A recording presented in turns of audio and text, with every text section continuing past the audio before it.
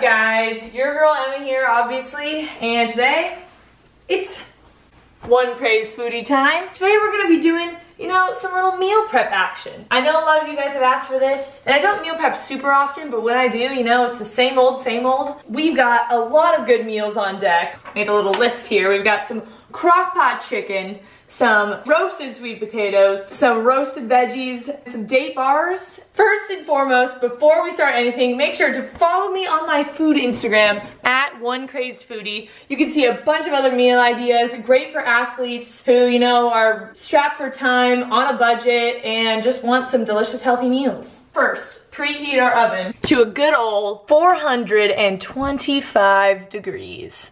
Now that we did that, we're gonna start with the Crock-Pot Chicken because that takes the longest. So I've got myself a rice cooker that happens to double as a Crock-Pot slow cooker. So we're gonna be working with that today. So here we've got some frozen chicken. You can do this with de-thawed chicken or frozen chicken. It just will take longer for the frozen chicken.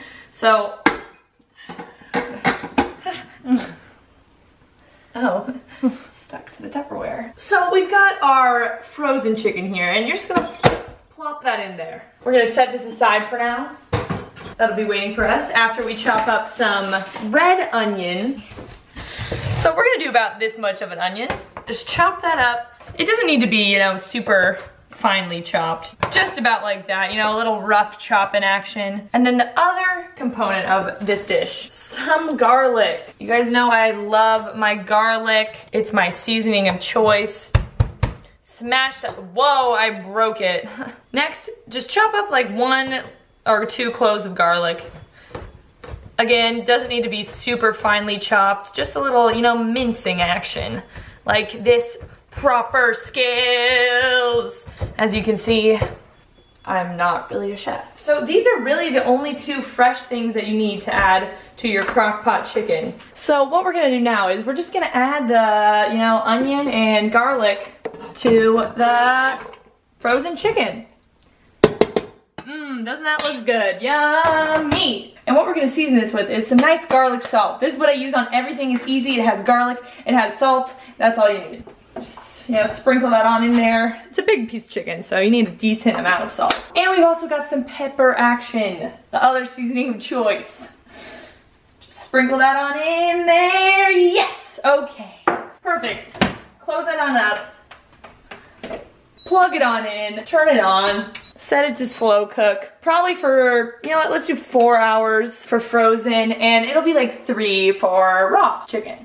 And now that our chicken is ready to go, we're gonna do some roasted sweet potatoes. This is my favorite carbohydrate of choice, and I always choose to do the sweet potatoes before the other veggies because sweet potatoes take longer than the, you know, broccoli and Brussels sprouts. With every single meal prep, I always make sure to do a carbohydrate, a protein, and a veggie. And so you can do something like brown rice or quinoa as your carb, but today we're doing potatoes because I'm a potato gal for sure. This is a vegetable brush, and since these are organic, they don't have all the weird chemicals on it, we're just gonna scrub it off. I'm not gonna peel them because that wastes a lot of potato, and I don't really mind the peel. So you're just gonna, you know, scrub it well, get all that dirt off. And we're gonna do that for all the potatoes. Now that these are all washed, they still look kind of dirty, but I don't care. We're just gonna, you know, you can chop them however you like. I'm just gonna do cubes, I think, because I think those save the best. Chop them into like halves, or these are kind of small to do cubes, but I'm gonna do it anyways. I'm just gonna do this for all the potatoes, and I'll show you the finished product. So we just finished chopping up all those sweet potatoes, this giant pile.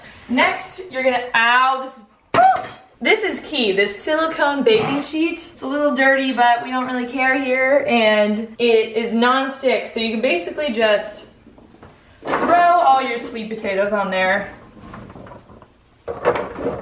No oil needed, no nothing, because they don't stick because of the silicone baking sheet. So now that they're all on there relatively evenly, my seasonings of choice today are just gonna be some classic cinnamon and salt. It's a little sweet, a little savory, and you're just gonna sprinkle, puff, puff, puff, puff. Looks like it's just going in the air. Puff, puff. And a little sprinkle of salt. This adds a nice, you know, different flavor that you don't usually get. That was a little sprinkle. That was a lot of salt, but I like salty, so. Next, we're going to put this in the oven at 425 for probably like 20 minutes or until they get a little, you know, crispy. Next, we've got the veggies on deck. We've got some brock. This one I'm pretty sure is already pre-washed, so I'm gross and I'm not gonna wash it again. We've also got some beets. These babies, they're beautiful. Not right now, but the color inside is beautiful. They're very earthy, so if you're like new to eating healthy, I don't know if you would like them. And we also got some eggplant that's going bad, so I need to cook this. I don't think I've ever eaten eggplant, so I don't know. We've also got some Brussels sprouts on deck, my favorite veggie right here. We're gonna wash the beet off, scrub it just like we did for the sweet potato. These are also organic, so I don't think the skin has to be removed, but I don't really know, but I'm lazy, so I'm not gonna do it. Ew. That looks so gross. We're also gonna scrub the eggplant, wash the Brussels. We've got another pan, another silicone baking sheet that we're just gonna be laying the veggies onto. You just gotta, you know, chop that. Chop the brock, throw it on the pan. Again, terrible chopping skills. Broccoli flying everywhere. That's the goodness of this meal, is that you don't have to be so fine. You know, it can just be however big you want it. The cooking time just may vary. So now that that brock is all roughly chopped on there, we're gonna start with this eggplant. I have no idea how to cut this, nor eat it, nor, oh, it's different texture than I imagined. I think it's just mine's a little old. You can do any veggies you like here, guys. What's that? Is this normal?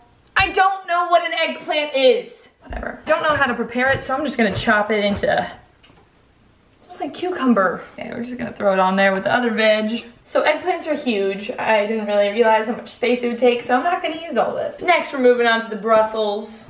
Again, how I make my Brussels, I just chop them in half. Throw them on the pan face down, that's key. The top gets crispy, the bottom part gets cooked. It's a win-win all the way around.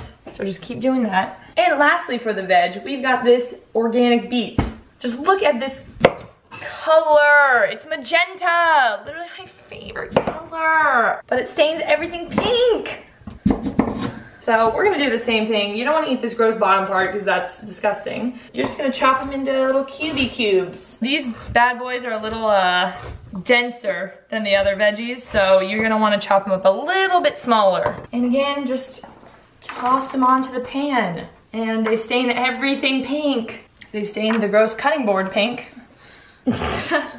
Looks better, honestly. Once that is all chopped up, I need to wash my hands first. And now it's time for the seasonings, baby. We're going with the trusty garlic salt. You cannot go wrong with this. I'm gonna save the beets for a different seasoning, so I'm just gonna put it on the brock. The eggplant, I guess. I don't know what that tastes like, but that's what we're doing with that. And the Brussels.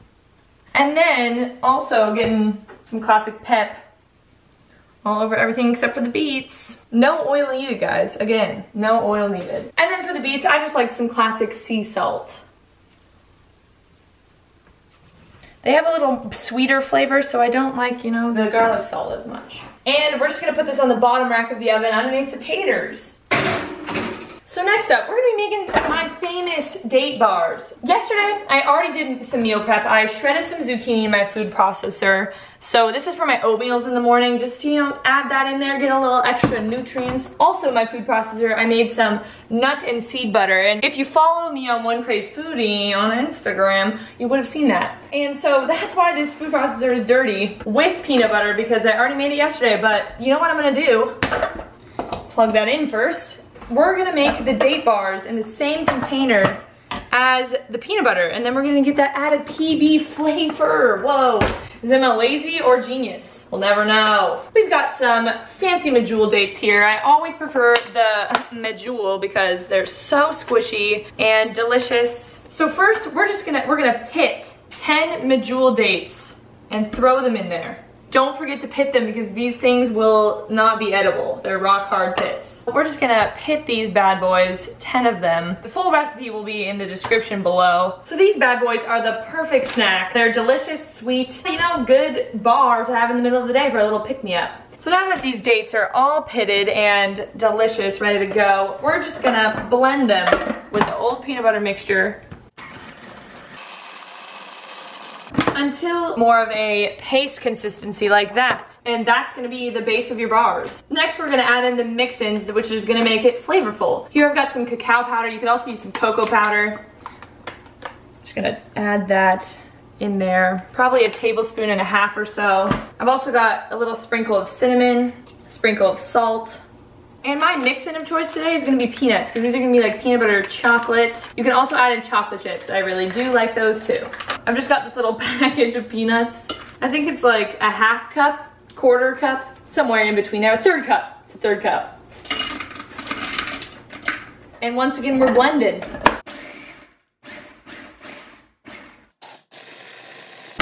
Okay, and these are all combined. It took a little while, but what we're gonna do now is just, you know, mix it all together a little more.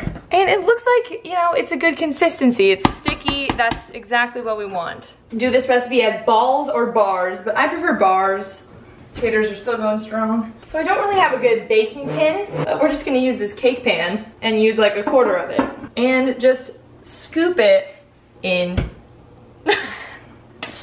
That looked gross. Why can't I be good like other recipe YouTubers? So this will make about 4 bars, and you're just gonna press that down and mold it into bar shape, basically.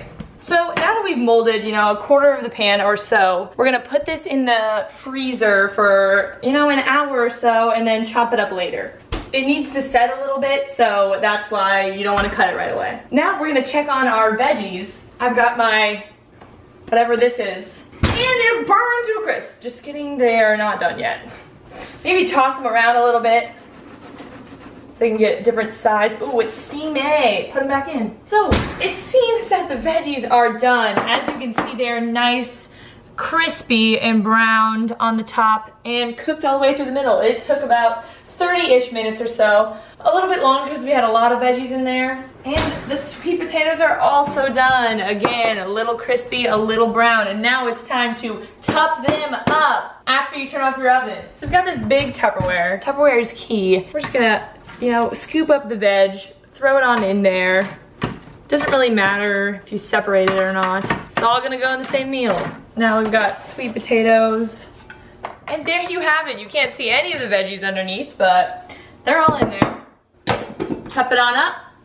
This veggie dish can just go along with the Crock-Pot Chicken. Throw it in there with some spinach, fresh avocado, you know, to get in those healthy fats. For at work, at school, between class lunch, or even for dinner, which is what I'll be doing. And heating it up, or you can eat it as a salad. Very versatile, and just a healthy way to get in some nutrients in the middle of the day. So as you can see now, it's about 2 hours later and it is hard as a rock now. So what we're gonna do, we are going to chop the bars into quarters. When you take them out, they look like this. Tastes exactly like a Larabar. And you can store these bad boys in the fridge or the freezer if you're gonna eat them a couple hours later. And even about 2 hours in, I'm checking on the chicken and it's pretty good. As you can see, it basically just falls right off. Basically, you just shred it a little bit, mix it in with the liquid, and then put it in a Tupperware and save it for the rest of the week. So that's how you make my Crock-Pot Chicken, for all of you asking. Thank you guys for watching this video. I know it was a long one, but just showing you guys what I do, you know, every Sunday before the school week starts, so that you can get off to a good start, eat healthy, quick meals on the go. I'll make sure to list all like the recipes below and, you know, a better way to make them rather than just following along this messy video. And I'll also list some of my staple groceries below that I buy every week so that I can have meals like this. Make sure to leave a like if you want more of these videos. If you want more, you know, meal prep videos or just recipe videos in general, please leave a comment below and let me know what you'd like to see from me in the kitchen with One Crazed Foodie. Make sure to subscribe if you're not subscribed already, and I'll see you in the next one, boys. Peace out, fellas.